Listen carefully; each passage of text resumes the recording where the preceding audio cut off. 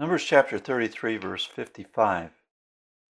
It reads, "But if you do not drive out the inhabitants of the land from before you, then those of them whom you let remain shall be as barbs in your eyes and thorns in your sides, and they shall trouble you in the land where you dwell."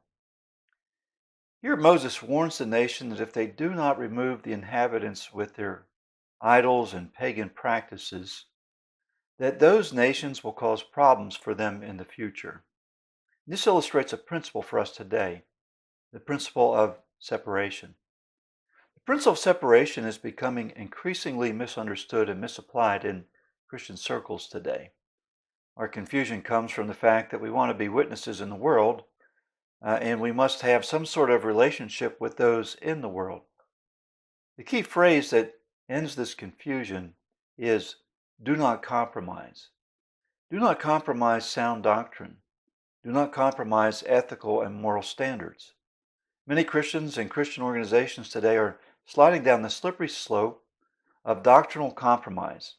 They're accepting those that hold to doctrines completely contrary to the foundational truths of our faith in the guise of cooperation. Their premise for this is, in the area of compromise, is to send a display of unity to an unsaved world to enhance the church's ability to reach people with the gospel. Now, how can doctrinal compromise save anyone? This will never work as an evangelistic ploy. What will happen is the degradation of those institutions that compromise.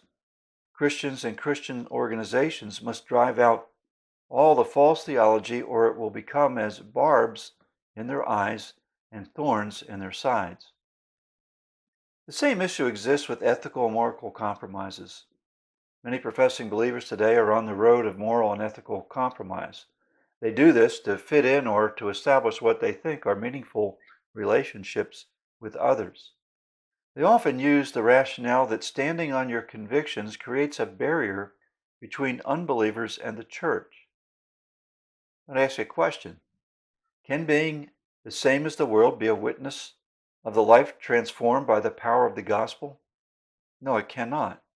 This will never work as an evangelistic strategy. What will happen? Moral and ethical compromise will become barbs in their eyes and thorns in their sides. And sadly, so many so-called churches have taken the lead role in this moral and ethical slide. We have so-called churches today that are openly ordaining homosexual people into the ministry. We have so-called churches turning their heads to open sin within the membership of their congregations. The result for these churches is spiritual weakness, and it's not evangelism. Their moral and ethical compromise will become barbs in their eyes and thorns in their sides. So what is our response? First, we must know the truth. Believers must understand what they believe and then hold to it.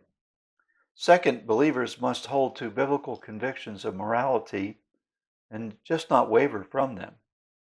And this is only possible by endeavoring to live by the Spirit. We read this in Galatians chapter 5, verse 16. If we walk by the Spirit, we will not gratify the desires of the flesh. And third, churches must set the example for their parishioners in theological and moral integrity. Fourth, believers who find themselves in churches that are compromising should confront their leadership regarding the problem. And if the church does not respond, they should come out from it and find a church that does not compromise the truth of the gospel.